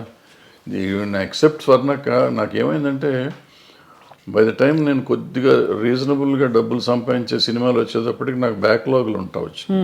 ఆ బ్యాక్లాగులు తొలగించుకుంటూ రావటానికి సో ఇప్పుడు కంఫర్ట్ జోన్లోకి రాలేకపోయాను. నిజంగా చెప్పాలంటే లాస్ట్ 2-3 ఇయర్స్ నుంచి నేను కంఫర్ట్ జోన్లో ఉన్నా. లాస్ట్ 2-3 ఇయర్స్లో కూడా నేను ఎక్కడో అంతకుముందు మీ ఐ డ్రీమ్లో పనిచేశాను ఒక సంవత్సరంన్నర. అది కంఫర్ట్. తర్వాత ఏదో వేరే ఛానల్లో పనిచేశాను. అదే నా కంఫర్ట్ జోన్ నాకు నిజంగా చెప్పాలంటే. ఇంతకాలం ఈ 76 ఏళ్ళ జీవితంలో లాస్ట్ 2-3 ఇయర్స్ కంఫర్ట్ జోన్. అంటే బ్యాంకులో బ్యాలెన్స్ నాకు ఖర్చులు పోను, 10-5 మిగిలే డబ్బులు బ్యాంకులో ఉండటం అనేది ఇదే చూడటం నేను. అది చాలా ఆశ్చర్యకరం సార్. మీకంటే అంత క్యాలిబర్ ఉండి అన్ని హిట్లు తీసి మరి అది ఏమంటారు, విధి అంటారా లేక పరిస్థితులు కలిసి రాకపోవడమా? పరిస్థితులు అంటే ఏంటంటే వీళ్ళందరూ చాలామంది ఆ రోజుల్లో, ఇప్పుడు అందరూ తీస్తున్నారు కానీ ఆ రోజుల్లో నేను ఒకే సంవత్సరం 5-6 సినిమాలు రిలీజ్ చేశాను. నేను డైరెక్షన్ చేసినవి కానీ రిలీజ్ చేసినవి కానీ. సో రొటేషన్లోకి వెళ్ళిపోతూ ఉండేది. ఒకవేళ వచ్చినా కానీ ఓ హిట్ ఓ ఫ్లాప్ ఉండేటప్పటికీ మనం అన్ని కంటిన్యూస్ సక్సెస్ హిట్లు తీయాలి. తీసుంటే డబ్బు కనపడేదేమో, ఎప్పటికప్పుడు ఒకటి తగలగానే ఇమీడియట్గా ఉండదు పోగొట్టేది. డబ్బులు వచ్చినాయి అనుకుంటే ఉండదు అట్లా పోయి. సో ఎక్కడ అంత కంఫర్టబుల్గా ఉంది. ఇప్పుడు సార్ పుష్ప లాంటి సినిమాలకి మేము వినడం ఎవరో చెప్పాం, ముత్యాల సుబ్బయ్య గారు చెప్పారనుకుంటాం మొన్న, 300 కోట్లు ఇలా ఉన్నాయి డైరెక్టర్ రెమ్యూనరేషన్స్ అని. అప్పట్లో అసలు చాలా తక్కువ కదా సార్. అంటే ముత్యాల సుబ్బయ్య గారు రోజుల్లో ఆయన తీసుకున్నది, ఆయన చాలా ఎక్కువ తీసుకున్నారని మేము అనుకునేవాళ్ళం. మాకు తక్కువ ఇచ్చేవారు. అప్పుడు ఆయన పెద్ద డైరెక్టర్, మేము చిన్న డైరెక్టర్లం కదా ఆ రోజుల్లో. ఇది ఏం లేదు, ఆ రోజులకి డబ్బులకి ఆ రోజు ఇది, ఈ రోజు డబ్బులకి ఈ రోజు ఇది. ఈరోజు పుష్ప డైరెక్టర్కి వచ్చిందంటే పుష్ప 50% పార్ట్నర్ ఆయన సినిమాలో. టైటిల్స్లోనే ఉంది కదా, సుకుమార్ రైటింగ్స్ అని ఉంది కదా. ప్రొడ్యూసర్, అది more than director is also a producer. So ఆయన కథ అయిందే, డైలాగులు అయినయే, స్క్రీన్ ప్లే అయింది, డైరెక్షన్ అయింది, ప్రొడ్యూసర్ అయిన. కాబట్టి ఎక్కువ డబ్బులు వచ్చినాయి. ప్రొడ్యూసర్గా వచ్చినాయా రైటర్గా వచ్చినాయా అనేది మనం చెప్తే 100 వచ్చిందా 200 వచ్చిందా అని వేరే సంగతి. But whatever he got it is because of so many aspects. Now sir, మీ ప్రకారం ఇక్కడ మనం బాహుబలి లాంటి సినిమాల్లో రాజమౌళి గారిని చూసాం, పుష్ప రంగస్థలం లాంటి సినిమాల్లో సుకుమార్ గారిని చూసాం, RRR ఆస్కర్ విన్నింగ్ దీనిలో మన రాజమౌళి గారిని చూసాం. ఈ డైరెక్టర్స్ అందరిలో sir who do you think is carrying that ఆరా? అంటే వాళ్ళు రకాల్లో వాళ్ళు ఇది ఉన్నారన్న. ఇప్పుడు రాజమౌళి గారిని చూస్తున్నాం. రాజమౌళి గారు ఆయన ప్రతి సినిమాకి ఒక డిఫరెంట్గా జోనర్ ట్రై చేస్తూ ఉన్నాడు. ఎక్సెప్ట్ బాహుబలి 1 and 2 తప్ప మిగిలిందల్లా మీకు ఏ సినిమాకి ఆ సినిమాకి ఒక డిఫరెంట్. రెగ్యులర్ కమర్షియల్ అయినా కానీ మొదటి సినిమాల్లో ఏం చేసామంటే ఆయుధాలు మార్చేవాడు. తర్వాత ఈ చేంజ్ ఈగ దగ్గర నుంచి చేంజ్ దిస్ థింగ్ ప్యాటర్న్ మార్చి ఏ సినిమాకి ఆ సినిమా కొత్తగా తీయటం మొదలెట్టాడు. కొత్త కథలాగా డిఫరెంట్. కొత్త కథ కూడా కొత్తగా ఉండకపోయినా కానీ ఒక కొత్త బ్యాక్డ్రాప్ కొత్తగా ఉండటం అంతా డిఫరెంట్గా ఉంది. ఈగ తర్వాత ఇది మర్యాదరామన్న ఒక డిఫరెంట్ ఇది. ఆ తర్వాత వచ్చేటప్పటికి బాహుబలి, మగధీర, ఎక్కడికక్కడ మీకు సెపరేట్గా డిఫరెంట్గా వస్తున్నాడు ఆయన. సో రావటంతో మీకు ఆయన ఒకటి ఇదైంది. ప్లస్ ఆయనతో పాటు ఆయన కొత్తగా కనిపెట్టింది ఏంటంటే director should be A marketing man. ఇంతకుముందు మా డైరెక్షన్ వాళ్ళకి మాకు మార్కెటింగ్తో సంబంధం ఉండేది కదా. ప్రొడ్యూసర్స్ వస్తాడనే పద్ధతిలో ఉండేవాడు. రాఘవేంద్రరావు దగ్గర నుంచి మేమంతా అయిపోయేవాడు. బట్ ఈయన వచ్చేటప్పటికి how to market a film అనేది ఆయన నేర్పించాడు వాళ్ళ ఇండస్ట్రీకి. దట్ మార్కెటింగ్ స్కిల్స్ ఎంత అద్భుతంగా వెళ్ళిపోయినాయంటే వాళ్ళు భారతదేశం అంత ఇదే అయిపోయే స్టేజ్కి బాహుబలి 2 చేసింది. అందరూ బాహుబలి 2 దంగలు కొట్టేసింది అంటారు కానీ దంగలకి సంబంధమే లేదు. బాహుబలిని ఇంతవరకు చేస్తే ఇప్పుడు ఈ సినిమా చేసి ఉండాలి. దంగల్లో వచ్చింది ఏంటంటే చైనాలో ఒక దాంట్లో వచ్చింది డబ్బులు. చైనా డబ్బుని మనం లెక్కేసుకుని 2,000 కోట్లు 2,000 కోట్లని కంగారు పడుతున్నాం తప్ప మనకి ఇక్కడ వచ్చిన 600 కోట్లు 700 కోట్లు. అదే అయితే ఒక లాంగ్వేజ్ అంత రావటం చాలా గొప్ప. అది 60 కోట్లకి చేసి అంత రావటం అనేది గొప్ప విషయం. దాన్ని డిస్ప్యూట్ చేయడానికి లేదు. అద్భుతమైన సినిమా అది. సో మన ఇండియన్ సినిమాలో ఇండియన్ డబ్బు చూసుకున్న సినిమాలు ఇవే. ఆ చైనాలో 2,000 కోట్లు వచ్చినా అదంతా మళ్ళీ మనకు షేర్ వచ్చేటప్పటికి చాలా తక్కువ వస్తుంది. అక్కడ 30% 20% ఎంత వస్తుంది. అవును. సో అవి మనం గ్రాసులు చెప్పుకొని ఊరికే కంగారు పడతా ఉంటాం. ఇప్పుడు బాహుబలి తర్వాత ఇది వచ్చింది. అలా అంటే మీరు అన్నది రాజమౌళి గారిది చాలా ఒక డిఫరెంట్ టెక్నిక్. ఈయన వచ్చేటప్పటికి ఈయనన్నీ లెక్కలు చేసిన సినిమాలు వదిలిపెట్టి ఈయన డిఫరెంట్గా చేసిన సినిమాలు ఈయన సిట్ అయినాయి చూడండి మీరు. అంతకుముందు మీరు ఆర్య చేశాడు. ఆర్య డిఫరెంట్గా ఉంటుంది. తర్వాత ఏదో చేశారు కొన్ని అటువంటి ఏదో లెక్కలు నాకు అర్థమే కదా. 1 ఒకటి ఎన్టీఆర్తో ఒక సినిమా ఏదో చేశాడు. కప్పులు తిప్పుతూ ఉంటాడు, ఏదో తిరుగుతూ ఉంటుంది. ఏది మన నాకు అర్థం కాదు. మళ్ళీ మొన్న వచ్చేటప్పటికి రంగస్థలం అద్భుతంగా తీశాడు. అద్భుతం తీశాడు. అసలు ఎవరు మన తెలుగులో మనం ఊహించలేని గొప్ప సినిమా ఇది ఒక రకంగా చెప్పాలంటే. ఆ టైప్ ఆలోచన కమర్షియల్ అయినా కానీ ఎప్పుడైతే అంగవైకల్యం తీసుకురాగలిగాడో ఆ అంగవైకల్యం మీద సినిమా వచ్చేటప్పటికి అద్భుతంగా ఉంది. అది చాలా ఒక లైవ్లీగా ఉంది సినిమా. విలేజీ ప్యాటర్న్ అది అద్భుతంగా ఉంది ఆ సినిమా. ఈ పుష్పకు వచ్చేటప్పటికి Pushpa was a routine film నాకు తెలిసినప్పుడు. పుష్ప 1, పుష్ప 2 ఈ స్మగ్లింగ్ మీద ఏదో రెప్లికా తీస్తారు ఏముంటుంది అని నేను చూడలే. యాక్చువల్గా నేను మొన్న చూసాను. ఎప్పుడైతే మీకు సెకండ్ హాఫ్లో ఆ ఫ్యామిలీ ఎలిమెంట్ వచ్చిందో, వైఫ్ అండ్ హస్బెండ్ వాళ్ళ రిలేషన్షిప్ మీద ఎప్పుడైతే సినిమా తీసాడో మీకు అందుకైతే అన్స్టాపబుల్ అయిపోయింది సినిమా ఇది. ఇవాళ రెవెన్యూ కనపడుతుందంటే ఫ్యామిలీ ఊరికి మా గంధపు చెక్కలు దొంగ కాదు. ఆబ్వియస్లీ అతని పెర్ఫార్మెన్స్, అల్లు అర్జున్ పెర్ఫార్మెన్స్, అల్లు అర్జున్తో పాటుగా రష్మిక అక్కడికి వచ్చేటప్పటికి ప్లస్ ఈ రిలేషన్షిప్ డైరెక్టర్ ప్రజెంట్ చేసిన విధానం అద్భుతం. సెకండ్ హాఫ్ ఏడిపించాడు. ఆ సినిమాలో ఏడిపించడం అయింది. అందుకని సినిమా ఆడింది, ఇప్పటికీ ఆడుతుంది, ఇంకా ఆడుతుంది. అంటే నేషనల్ అవార్డు వచ్చిందంటే సినిమా ఇట్స్ గ్రేట్ సినిమా కాదు. ఇప్పుడు అదే మనం ఎప్పుడు నేషనల్ అవార్డు ఆయనకు వచ్చింది, డైరెక్టర్గా హీరోకి వచ్చింది. హీరో పెర్ఫార్మెన్స్ ఈ సినిమా కూడా అద్భుతంగా చేశాడు. మళ్ళీ నేను రెండోసారి ఇచ్చినా ఆశ్చర్యపోక్కర్లేదు. అవును కదా సార్, అంతే కదా. సో ఒకలా చూస్తే యాక్చువల్లీ ఒక కొత్త లీగ్ ఆఫ్ సినిమా వస్తుంది ఇప్పుడు. అంటే పెద్ద స్కేల్ ఒకటి, బట్ యాక్టింగ్ ఓరియంటెడ్ ఇంపర్ఫెక్షన్స్. ఇది మామూలు సినిమా కింద లెక్క తీసుకోవాలి. ఇప్పుడు అలాంటి ఒక 100 సినిమాలు మొగుడు పిల్లలు ఒకళ్ళ కోసం ఒకళ్ళు బాధపడే సినిమాలు 100 ఉన్నాయి. ఒకళ్ళని ఒకళ్ళు ఎన్హాన్స్ చేసుకునే క్యారెక్టర్. నా మొగుడిని అంటావా అని పెళ్ళని తిరగబడింది, నా పెళ్ళాన్ని అంటావా అని మొగుడు తిరగబడ్డ సినిమాలు 100 ఉన్నాయి. వాళ్ళు ఒకళ్ళకొకళ్ళ కోసం ఒకళ్ళు చేసుకుంది. బట్ ఇవాళ దీని బ్యాక్గ్రౌండ్ ఈ గంధపు చెక్కలు ఇవన్నీ తీసుకుని చేస్తే నేను కోతల రేటు చెప్పానే, అలాంటి ఇలాగా ఇతను దొంగకి ఒక స్మగ్లర్కి వైఫ్ అంటే అంత ఎందుకు ఉండాలి? నేను నన్ను ఇన్సల్ట్ చేసినందుకు కాదు, నా భార్య పేరు ఎత్తినందుకు నాకు కోపం వచ్చింది, అందుకని నేను చూస్తానంట, నేను తట్టుకోలేను అంటాడు. ఎవరేం చెప్పినా ఒప్పుకుంటా, ఏమన్నా కానీ నా భార్య చెప్తే వింటానంటాడు. మరి అంత స్మగ్లర్కి ఈ సెంటిమెంట్ ఎందుకు ఉండాలి? నేను అక్కడ చెప్పానే, వైఫ్ని చెల్లి అన్న దరిద్రుడు తండ్రి కోసం జైలుకి వెళ్ళిపోయి చచ్చిపోతానంటాడు. అవును అవును. సో అది నీకు ఎప్పుడు వేరియేషన్ వచ్చేటప్పటికి నీకు తేడా వచ్చేస్తుంది. సో అక్కడ ఇక్కడ కూడా మంచి దొంగలు, మధ్యలో దొంగ రాసుకలు తీశారు మీరు. దొంగ రాసుకలు టైటిల్ ఎట్లా పెట్టారు సార్? అది వాళ్ళ కథలో ఈయన చెప్పాడు, మన దివాకర్ బాబు గారు. ఆయన కథ కూడా ఆయన. నేను ఆ టైటిల్ ఒక్కటే చూసి మీ సినిమాలన్నింటిలో మీరే పెట్టుకుంటారు. రైటర్ ఆయన, అతను మన తమిళ ఆయన రైటర్. సో భలే ఒక long innings, 50 years in the industry. Everybody అందరూ మిమ్మల్ని అంత గౌరవిస్తారు, ఇప్పటికీ ఇష్టపడతారు. కానీ మీరు కుండ బద్దలు కొట్టి మొహమ్మీ చెప్పేస్తారు అన్నీ. ఎప్పుడు మీకు శత్రువులు తయారు అవ్వలేదా? ఉన్నారు, కొంతమంది అవుతారు, కొంతమంది తిడతానే ఉంటారు, అప్పుడప్పుడు తిడతా ఉంటారు. నన్ను చంపేస్తా ఉన్నట్టు కూడా ఉన్నారు. ఉన్నారా? నడుస్తూ ఉంటారు. అంటే ఏ ఇష్యూలో సార్?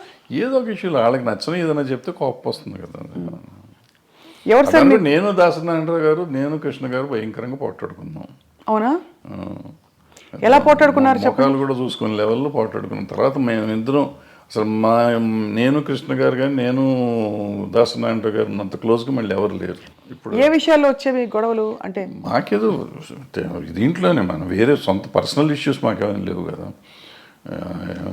Creative differences. క్రియేటివ్ డిఫరెన్సెస్లోనే చాలా గట్టిగా మొహాలు చూసుకోకుండా అంతవరకు మాట్లాడుకోకుండా.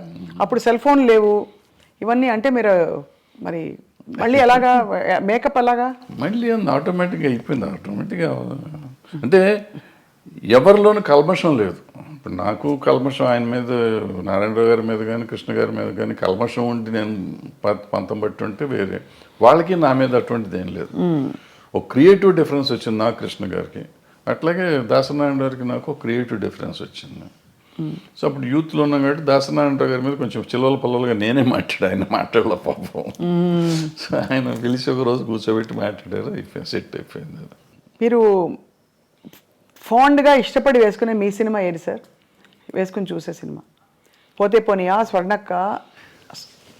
నాకు పోతే పోనీ ఒకటిను, అలజడి ఒకటి. అలజడి ఎందుకంటే అలజడి ఇట్స్ మై ఓన్. ఎక్కువ సినిమాలు డైలాగులు కూడా మేము కాలేజ్లో జరిగిన సీన్స్ ఇవన్నీ ఎక్కువగా నా కాలేజ్ డేస్ మొత్తం అంతా అది. సో ఆ సీన్లన్నీ నేను ఆ కాలేజీలో మాట్లాడిన డైలాగులే పెట్టి రాసుకున్నాం. వేరే కొత్తవి కూడా రాయలేదు అంతవరకు, కాలేజ్ సీన్స్ వరకు. సో అందుకని కొంచెం నాకు ఇష్టమైన సినిమా అది. మీరు వెస్లీలో చదివారు కదా సార్? వెస్లీ, సికింద్రాబాద్ వెస్లీలో చదివారు. మీ వివాహం ఎలా అయింది సార్? అది మా ఇంటి పక్క ఇల్లు, 2 ఇళ్ళు అవతల ఉండేవారు ఇల్లు. సో మీరు చూసి ఇష్టపడ్డారు అయితే, అంతేగా? Love marriage. లవ్ మ్యారేజే. అదే మరి ఇందాక ఏమన్నారు, ఫోటోలు కూడా చూడమని చెప్పారు సార్ మీరు. అది వచ్చింది అది. సో మీ పిల్లలు ఎవరు మీ బాటలో నడవట్లేదా? వాళ్ళు సినిమా ఇండస్ట్రీ వద్దనుకున్నారా? మీరే డిసైడ్ చేస్తారా సార్ వాళ్ళకి? నేను చేయలేదు. నేను సినిమాలు చూడమంటే సినిమాలు కూడా చూడరు. చూడరా?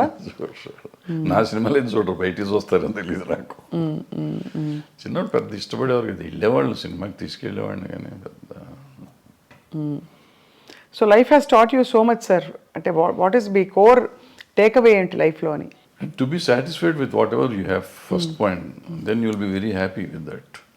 అంతే తప్ప నాకేం లేదు, నా కళ్ళు ఉన్నారు, వీళ్ళు ఉన్నారు, ఇక నా కళ్ళ ముందు ఉండి వీళ్ళు వెళ్ళిపోతున్నారు అని మనం బాధపడిపోతాం అంటే you lose lot of things.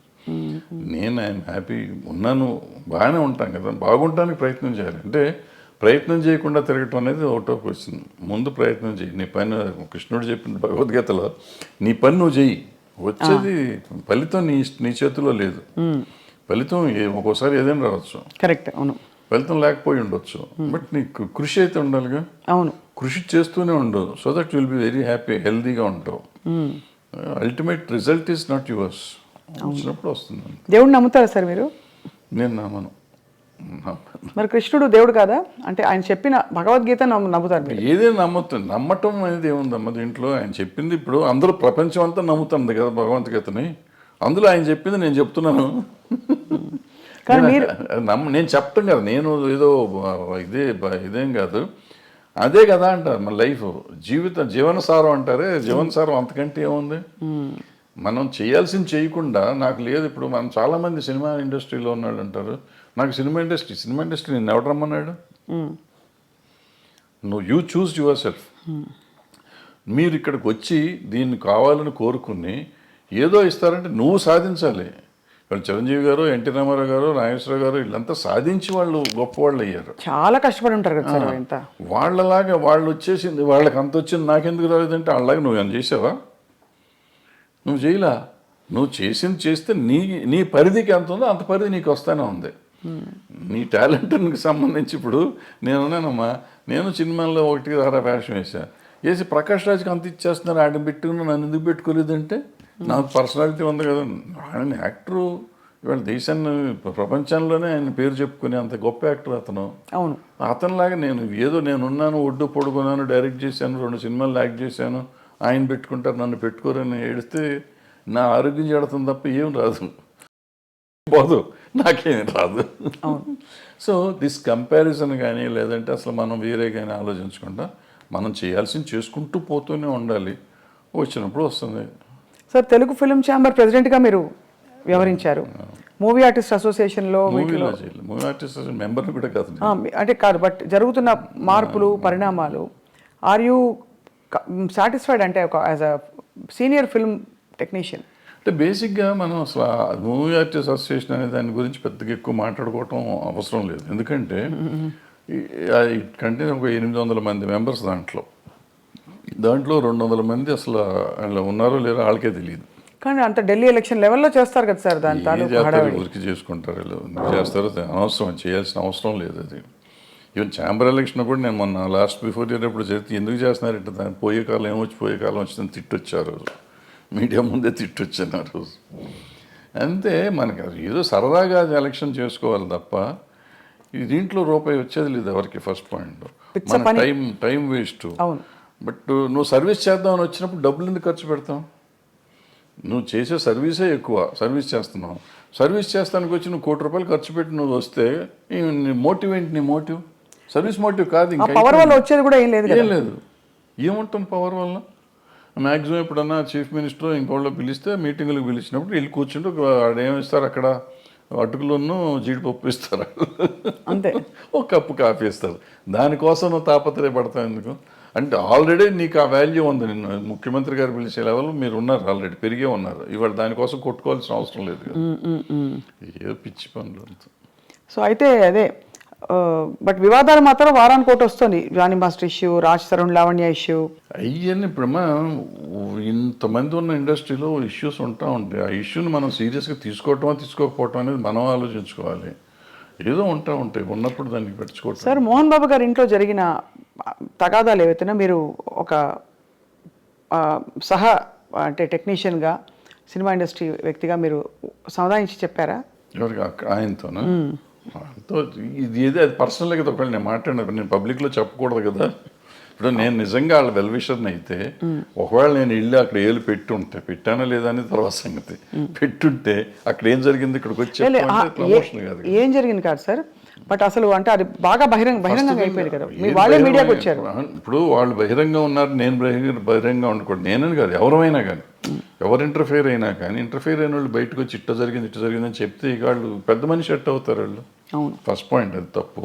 రెండోది అటువంటి జరగటం విచారకరం. అందులో మన వాళ్ళు కావాల్సిన వాళ్ళు, పిల్లలు మంచివాళ్ళు, తండ్రి మంచివాడు, ఈ రకాల సమస్య ఎందుకు సమస్య వచ్చిందని నాకైతే అర్థం కాలేదు. నాతో అందరూ బాగుంటారు, 4-3 పిల్లలు బాగుంటారు, ఆయన బాగుంటారు, మోహన్ బాబు గారు బాగుంటారు, అందరూ వెరీ నైస్ పీపుల్. చాలా మర్యాదగా నాతో చాలా అంకుల్ అంటారు పిల్లలు, ఆయన తమ్ముడు అంటూ ఉంటాడు. వాళ్ళ ఇంట్లో అట్లా జరిగిందంటే నాకు నిజంగా బాధగా ఉంది. I just really wanted to go and speak, but ఏమో ఎందుకు డెలికసీస్ వాళ్ళవి మనకి ఎందుకని నేను అడగలేదు. మొత్తానికి సార్ అయితే ఇప్పుడు అంటే there is a lot of turmoil going on around అనిపిస్తుంది సమాజం చూస్తుంటేనే. అన్ని చోట్ల ఉందమ్మా, సమాజంలోని తేడా వచ్చేసింది. అది ఎందుకు వచ్చింది అంటే మార్పు ఇప్పుడు మానవత విలువలు అనేవి పోయినాయి చాలా చోట్ల. మనం విలువల గురించి మాట్లాడతాం కానీ విలువలే లేవు. ఇప్పుడు ఇంతకుముందు అనుకున్నాం శీలం అనేది విలువ, ఆత్మీయతలు, మన సంబంధాలు, మానవత సంబంధాలు విలువలు ఉండేవి. ఇప్పుడు అవన్నీ పోయినాయి. ఏదో ఉంటున్నాం, అందరం కమర్షియల్ అయిపోయాం. ఆ కమర్షియల్లో ఉన్న దాంట్లో ఇవన్నీ వాల్యూస్ లేవు కదా. వాల్యూ అనేది ఉంటే కదా. కొన్నిసార్లు వాల్యూ కోసం మనం అన్ని పోగొట్టుకునే కథలు చాలా ఉన్నాయి. గౌరవం కోసం అన్నీ చేయాలి అని చెప్పి, అటువంటిది ఇప్పుడు గౌరవం లేదు, తక్కువలేదు. అందుకే ఒక ఫుల్ఫిల్మెంట్ రావట్లేదు జీవితంలో కదా. ఇప్పుడు ఇందాక చెప్పిన పుష్ప కథ కానీ, లేకపోతే మా కొత్త లేడు కథ కానీ, అదే ఫుల్ఫిల్మెంటు. వాళ్ళ భార్య కోసం భర్త, భర్త కోసం భార్య, తండ్రి కోసం కొడుకు అని ఇవన్నీ. అయితే భగవద్గీతలో కూతురు కోసం తండ్రి, తండ్రి కోసం కూతురు, ఈ మానవతా విలువలు అంటే వాటి కోసం ఎంత కమర్షియల్గా చేసినా కానీ మనం ఇవాళకి ఫీల్ అయ్యి సినిమాలు చూస్తున్నాం.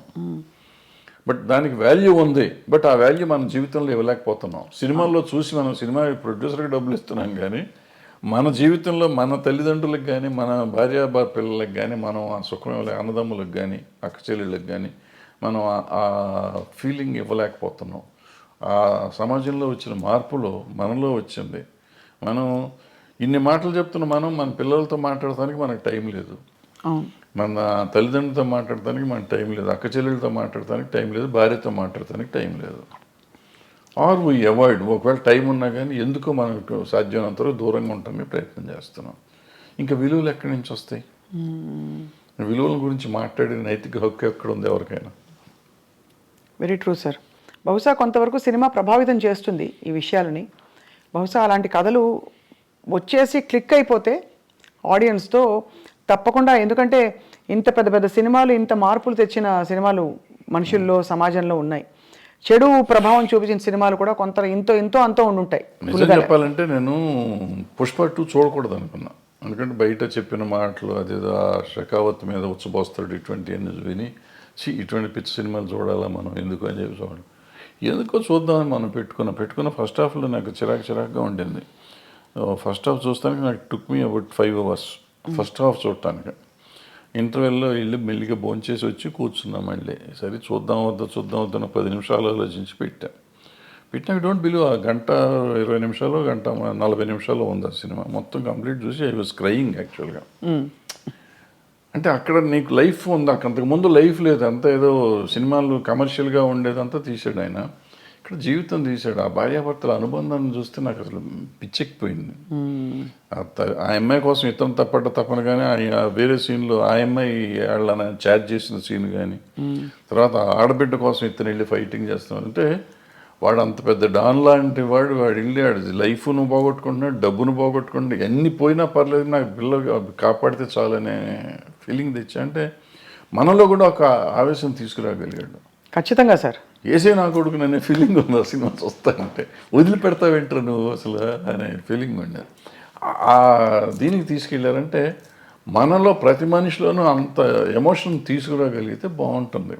అవును, సినిమా డబ్బులు ఇచ్చి సినిమా చూడటం కాదు, సినిమాతో పాటు మనం నేర్చుకోవాల్సింది అది.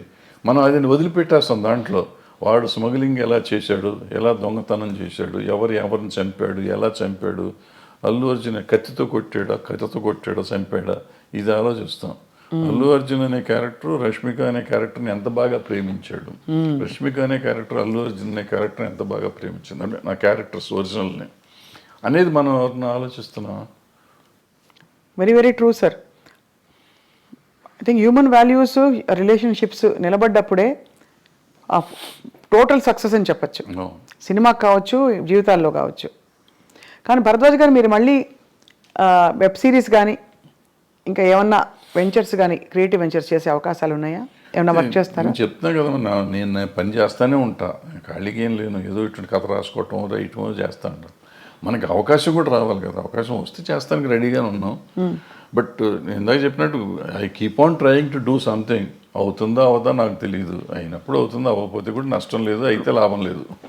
But you're always in the news, and everybody watches your videos. మీ వీడియోస్కి చాలా మంచి స్పందన చూశాను నేను.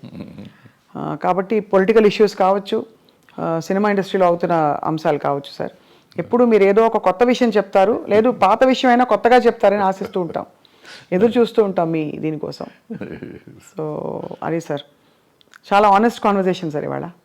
ఇంత డీటెయిల్గా ఎప్పుడు మాట్లాడి నాకు తెలియదు, కానీ మీ సినిమాలో నేను నటించాననే ఒక చిన్న విషయాన్ని నేను ఇప్పుడు అందరికి పోతే సినిమాలో చాలా ఎంజాయ్ చేశాను sir. Those few days of work. ఆ క్యారెక్టర్ కూడా నా రియల్ క్యారెక్టర్ కాబట్టి, జర్నలిస్ట్ క్యారెక్టరే కాబట్టి నాకు ఐ ఫెల్ట్ ఎట్ హోమ్. అది thanks for the opportunity sir. And తప్పకుండా మీతో టచ్లో ఉంటాం. అప్పుడప్పుడు ఏమన్నా ఉపద్రవాలు వచ్చినా, సునామీలు వచ్చినా వచ్చి మళ్ళీ మిమ్మల్ని పలకరిస్తాం. సునామీ ఎందుకు వచ్చింది భరద్వాజ్ గారు? Thank you sir. నమస్కారం.